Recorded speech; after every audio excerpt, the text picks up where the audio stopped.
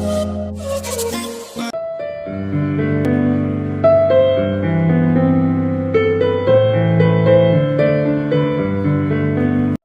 तो आपने कमेंट किया और आपका बंदा वीडियो लेके हाजिर है। आपके कमेंट की वजह से मैं यहाँ पर वीडियो बना रहा हूँ। सॉरी फॉर द डिले, आपको डिले फेस करना पड़ा, बट स्टिल मुझे है ना यहाँ पर थोड़ा सा काम आ गया था and that is why. But still हम वीडियो को चालू कर देते हैं और मैं ब्रीफ इन्फॉर्मेशन दूंगा, ज़्यादा बकवास नहीं करूँगा। तो सीधा चलते हैं वीडियो की तरफ। सबसे पहले तो हम देखें ना, KCL इंफ्रा है ना सिर्फ BSE पर लिस्टेड है। हमें ना वीडियो चालू करने से पहले ना 3 से 4 चीज़ें ना हमें पता होनी चाहिए। सबसे पहला पॉइंट आपने देख लिया कि वो BSE पर ही लिस्टेड है, NSE पर लिस्टेड नहीं है। हाँ, माना कि BSE पर पुरानी कंपनीज लिस्टेड रहती है, जो अच्छी कंपनीज रहती है ना, जो हमें आगे परफॉर्मेंस दे सकती है और हाईली रिस्की, मतलब रिस्क थोड़ा सा कम हो जाता है अगर वो दोनों एक्सचेंजेस पर लिस्टेड है, ओनली बिकॉज दोनों एक्सचेंजेस को उस पर भरोसा है या फिर उन्होंने इनिशिएटिव लिया है दोनों एक्सचेंजेस पर लिस्ट होने के लिए। लेकिन कई सारे अच्छे भी स्टॉक्स है जो खाली BSE पर लिस्टेड है। ये बात पे हम चर्चा नहीं करते हुए हम सेकंड बात करते हैं कि ये इंफ्रास्ट्रक्चर और यहाँ पर कंस्ट्रक्शन तो करती है जो दूसरी इंफ्रास्ट्रक्चर कंपनी करती है, बट यहाँ पे साथ साथ है ना वो एडवाइजरी सर्विसेज भी प्रोवाइड करती है। अब ये कंस्ट्रक्शन और यहाँ पर ये एक नॉर्मल बात रहती है, इंफ्रास्ट्रक्चर वाली कंपनी यही तो करेगी, बट यहाँ पर एडवाइजरी सर्विस प्रोवाइड करना ये थोड़ा एक रिस्की बिजनेस रहता है, बिकॉज एडवाइजरी सर्विसेज में ना ज़्यादा कुछ पैसा रहता नहीं है। हाँ रहता है, लेकिन इतना नहीं रहता है जितना मेन बिजनेस में रहता है। और इन्होंने ये कंसल्टेंसी तो हर एक कंपनी प्रोवाइड करती है, बट वो अदर इनकम में ज्वाइन हो जाती है।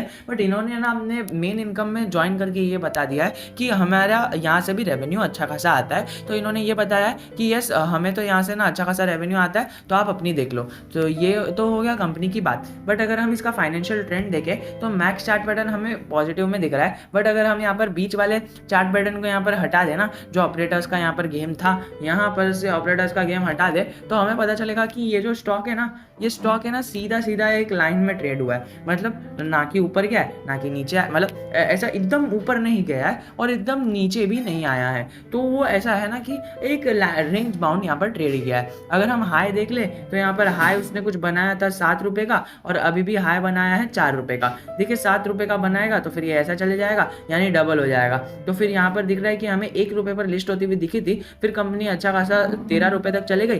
देन यहाँ पर ऑपरेटर्स ने क्या इसे खेला, 100 रुपये तक जा चुकी थी कंपनी, एंड देन इतना गंदा डंप किया ना, उस टाइम पर मैं खुद इसको मतलब वॉच कर रहा था। एंड अच्छा हुआ मैंने उसमें इन्वेस्टमेंट नहीं किया था because of the risk involve. But still now अभी पेनी स्टॉक में इतना जो लिक्विडिटी है, पिछले पहले बार ना इतनी लिक्विडिटी नहीं होती थी, ऑपरेटर्स कभी भी कुछ भी कर सकते थे। बट अभी कैसा है ना, बहुत सारे लोग इसके अंदर इन्वेस्टेड रहते हैं, तो अगर ऑपरेटर्स खत्म भी कर देना तभी भी लोगों का भरोसा बना रहता है और लोग है ना बल्क में इन्वेस्टमेंट करते रहते हैं। तो थोड़ा सा ऑपरेटर्स का गेम ऐसा ढीला हो गया है। सो डैट इज़ वाई यहाँ पर स्टॉक को देख लिया हमने, ऐसा ऊपर की तरफ ऐसा मतलब उठने की कोशिश कर रहा है, जो इतने टाइम से पछाड़ा हुआ था वो उठने की कोशिश कर रहा है। यहाँ पर मैं आपको भाषणबाजी नहीं दे रहा हूँ कि 5 साल पहले आपने इन्वेस्ट कर लिया होता तो आपको 150% 200% के रिटर्न मिल गए होते, और इसको हटा देते तो फिर यहाँ पर इतने रिटर्न मिल गए होते 300% के। मैं ये भाषणबाजी करने नहीं आया हूँ, मैं यहाँ पर जो करने आया हूँ वो पॉइंट टू पॉइंट बात करने आया हूँ कि यहाँ पर आप देख सकते हो गूगल में इसका मार्केट कैप भी यहाँ पर शो नहीं कर रहा है। ये क्यों नहीं कर रहा है, मैं इसका रीज़न फाइंड नहीं कर पाया, बट स्टिल मैं रीज़न फाइंड करके आपको ज़रूर बता दूंगा। और अगर हम यहाँ पर, मुझे तो लगता है इसकी बुक वैल्यू शायद नेगेटिव में होगी। एक बार हम इसके कॉन्स की बात कर लेना, यहाँ पर देखिए मार्केट कैप इसका 10 करोड़ है। ओके, 10 करोड़ की माइक्रो कैप से भी छोटी कंपनी है, एकदम छोटी कंपनी है। 10 करोड़ का मार्केट कैप इज नथिंग। अगर किसी एक बड़े इन्वेस्टर ने 10 करोड़ इसके अंदर ऐड कर दिया ना, 10 करोड़ के शेयर्स खरीद लिए, तो स्टॉक सीधा डबल हो जाएगा। तो आपको ये सारी चीज़ों को ध्यान रख के चलना है। लेकिन अगर आप देखोगे ना तो पी देख रहा है हमें 101 का, यानी इतना अभी भी हमें यहाँ स्टॉक है ना महंगा ही दिख रहा है। अगर हम यहाँ पर नजर डालें तो हमें पता चलेगा कि ये स्टॉक कितने का है, 4 रुपये का स्टॉक है, बट स्टिल हमें महंगा दिख रहा है। ये कहाँ से उठ के आया था, ये यहाँ से उठ के आया था 1 रुपये से, 1 रुपये से उठ के आया था और हमें अभी 4 रुपये पे दिख रहा है, यानी 4 गुना महंगा हो गया है ना। 4 4 16, ओके, तो वो 160 का होना चाहिए था, बट स्टिल अभी थोड़ा सा नीचे आ गया है। तो 40 का पी इज़ ग्रेट। यहाँ पर जब वो नीचे था तभी कुछ 30 का पी था, एंड देन ग्रेजुअली वो इंक्रीज हुआ। यहाँ पर ऊपर आने के बाद तो 200 का हो गया था, बट स्टिल वो 6 रुपये से उसने रेजिस्टेंस फेस किया और नीचे गया। अब कई सारे इन्वेस्टर्स ये कह रहे हैं ना कि ये लगातार लोअर सर्किट लगाया जा रहा है और हमें ना यहाँ पर एग्जिट होने का मौका नहीं मिल रहा है, बिकॉज हमने ना बहुत नीचे से खरीदा था, हम अभी भी प्रॉफिट में है, बट अभी हमें है ना इसके अंदर है ना मतलब ऐसी एक ऐसा है कि यार ये स्टॉक डूब गया तो हमारे तो सारे पैसे भी चले जाएंगे और प्रॉफिट भी चले जाएगा, और इतना टाइम जो हमने यहाँ पर वेस्ट किया हमारा इन्वेस्ट करके वो भी चले जाएगा। देखिए सबसे पहले तो मैं आपको है ना भाषणबाजी नहीं कर रहा हूँ, बट स्टिल आपको एक सीख दे रहा हूँ जो मैंने हमेशा वीडियो में कहा ही है कि कभी भी आप कोई स्टॉक में इन्वेस्ट करो तो सबसे पहले है ना, अगर 100% प्रॉफिट हो रहा है तो उसको है ना अपना प्रॉफिट निकाल लो। अगर आपने ये स्टॉक का जो अपना लिया होगा ना तो आपको ये गिरने का डर जरा भी नहीं होगा। अगर आपने यहाँ पर 1 रुपये पे खरीदा, आपने ही कमेंट करके मुझे कहा था कि मैंने यहाँ पर 1 रुपये पे खरीदा था स्टॉक एंड नाउ अभी स्टॉक यहाँ पर चल रहा है, तो अब मैं क्या करूँ? तो देखिए सीधा सीधा मैं आपको बताऊँ ना, यही चल रहा है कि स्टॉक के अंदर हमें ऐसा मूवमेंट दिख रहा है। तो सबसे पहले मैं आपको बताऊँ ना कि इसके अंदर क्या करना है हमें, तो ये करना ये है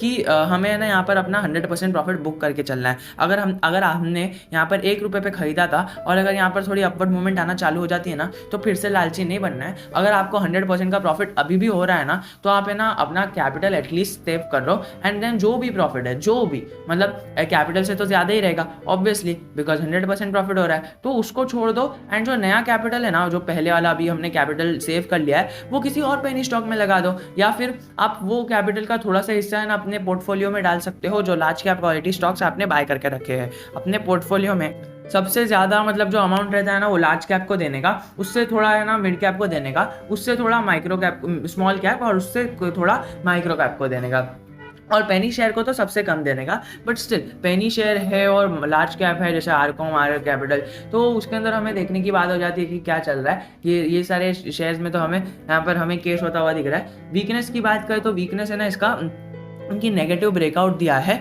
और यहाँ पर जो LTP है वो नीचे की तरफ है, रेवेन्यू में कम हो रही है, प्रॉफिट कम हो रहा है और नेट प्रॉफिट भी कम हो रहा है, नेट प्रॉफिट मार्जिन भी कम हो रहा है, और यहाँ पर TTM ऑफ नेट प्रॉफिट भी कम हो रहा है, और रेवेन्यू और प्रॉफिट ईयर ऑन ईयर भी कम हो चुका है, और डिक्लाइनिंग ऑपरेटिंग प्रॉफिट है। यानी नेट प्रॉफिट तो चलता ही है यार, लेकिन ऑपरेटिंग प्रॉफिट हमें ना कहीं नहीं चलता है। यहाँ पर अगर हम देखें ना तो सबसे पहले तो हमें इसके अंदर नेगेटिव चीज़ दिख रही ये है कि वो उसका ऑपरेटिंग प्रॉफिट कम हो गया है, यानी जो ऑपरेशन में प्रॉफिट आता है ना वो कम हो गया है। ऑब्वियसली यार फाइनेंशियल मतलब एडवाइजरी जो सर्विस रहती है वो एक यहाँ पर अदर इनकम में इंक्लूड हो जाती है, जिसकी इनकम है ना कभी कैलकुलेट ही नहीं होती है, लेकिन इन्होंने अपने बेसिक बिजनेस में बता दिया है कि भाई ये छोटे बिजनेस से भी हमें थोड़ा प्रॉफिट आ रहा है तो इसको मेन बिजनेस में रहने दो और ऑपरेटिंग प्रॉफिट रहने दो। तो कंसल्टेंसी की सर्विस तो ऑनलाइन भी चलती है, ऐसा नहीं कि आपको फिजिकल मीटिंग ही करनी है। तो ये कंसल्टेंसी की सर्विस से भी इनका जो खाता है वो नहीं चल रहा है, एंड दैट इज़ वाई यहाँ पर हमें ना थोड़ा सा सतर्क रहना है। और ये फर्स्ट हो गया।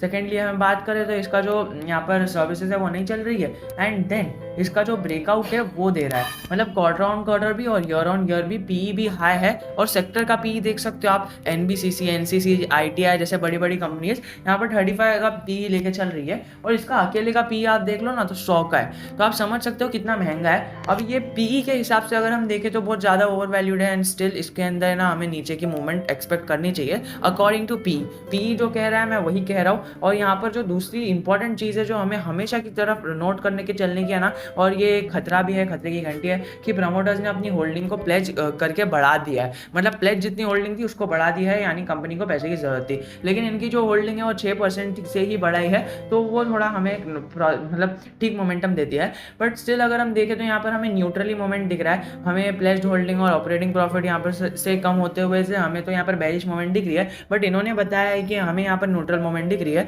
टेक्निकल इंडिकेटर्स बेरिश बता रहे जो मैंने आपको बताया, लेकिन मूविंग एवरेज में हमें न्यूट्रल मोमेंट दिख रही है, ना तो ऊपर ना तो नीचे। और ओवरऑल देखा जाए तो 3 मोमेंट से यहाँ पर कैलकुलेट होता है, तो उसका जो 2 मोमेंट है उसके अंदर न्यूट्रल आया, that is why the movement is neutral, ना कि बेरिश। तो हमें यहाँ पर हमारा काम क्या होगा, हमारा काम ये होगा कि अगर ये खुद मतलब बीच में अगर ऊपर चलने की कोशिश करे तो हमें पहले तो अपना 100% जो प्रॉफिट है ना वो हमें कैपिटल सेव कर लेना है। और अगर आपने यहाँ पर ऊपर के लेवल पर इन्वेस्टमेंट की हो, यानी जो एकदम ऊपर का लेवल है, तो आपको तो वेट ही करना है, क्योंकि अभी तो आपको बहुत ज़्यादा लॉस हो रहा होगा, एंड आई अंडरस्टैंड कि कितना ज़्यादा लॉस हो रहा होगा। तो ऐसा नहीं है कि कंपनी डूब गई और कुछ हो गया, लेकिन इन्हें अपना फाइनेंशियल्स इन्होंने सुधार दिया तो फिर से इतनी बड़ी मूव आ सकती है, and then you can save your capital. But still अभी अपने कैपिटल को सेव करके अपना लॉस करने की कोई ज़रूरत नहीं है, इतनी फाइनेंशियली ख़राब कंपनी नहीं है। अगर हम इसके फंडामेंटल्स देखें ना तो यहाँ पर हमें पता चल रहा है कि कंपनी का जो सबसे ऊपर है यहाँ पर फिनस्टार सस्पेंडेड यहाँ पर दिखा रहा है, अब ऐसा क्यों हो रहा है, I don't know in this stock, but still यहाँ पर हम सेल्स ग्रोथ देख ले तो सेल्स ग्रोथ में हमें कुछ दिख नहीं रहा है, -7 का कगार दिख रहा है। और जो प्रमोटर्स की होल्डिंग है वो 23% है, उसमें से भी इतनी होल्डिंग जो है वो प्लेस्ड है, 6% की होल्डिंग प्लेस्ड है। तो देखिए ऐसे ही हुआ था यहाँ पर दिसंबर में, है ना, इनकी होल्डिंग प्लेस्ड हुई थी और अभी मार्च क्वार्टर में हट गई थी, and that is by the stock got momentum and boost up, और फिर बाद में फिर से होल्डिंग आ गई एंड देन स्टॉक नीचे चले गया। अब देखिए अगले क्वार्टर में अगर यहाँ पर फिर से इन्होंने अपनी प्लेस्ड होल्डिंग को हटा दिया ना, जीरो कर दिया, तो फिर से मोमेंट आएगा and then you can book your profit और एनीथिंग। बट स्टिल मुझे तो नहीं लगता है कि इस स्टॉक में अभी फ्रेश एंट्री लेने की कोई भी संभावना बन रही है। अगर आपको इस स्टॉक में इन्वेस्ट करना है, मुझे, है ना, एक बार अगले हफ्ते मैसेज कर देना, मुझे तो लगता है कि एक हफ्ते तक ये नीचे ही जाएगा, देन मैं इसके अंदर एक डेडिकेटेड वीडियो बना दूंगा कि अभी कभी इन्वेस्ट कर सकते हो आप, बिकॉज अभी तो फिलहाल इसके अंदर इन्वेस्ट करना मुझे तो नहीं लगता है कि सही है। देखिए नेट सेल्स इसकी बढ़ रही है, बट यहाँ पर एक्सपेंडिचर इतना हो रहा है ना, जो which leads them to operating loss, तो यहाँ पर ये चीज़ हो रही है। तो आपने देख लिया कि एक्सपेंसेस की वजह से यहाँ पर हो रही है। एक बार एक्सपेंसेस कंट्रोल आ गया in the next quarter, so this stock will boost up and you will get profit. So आज के लिए इतना ही,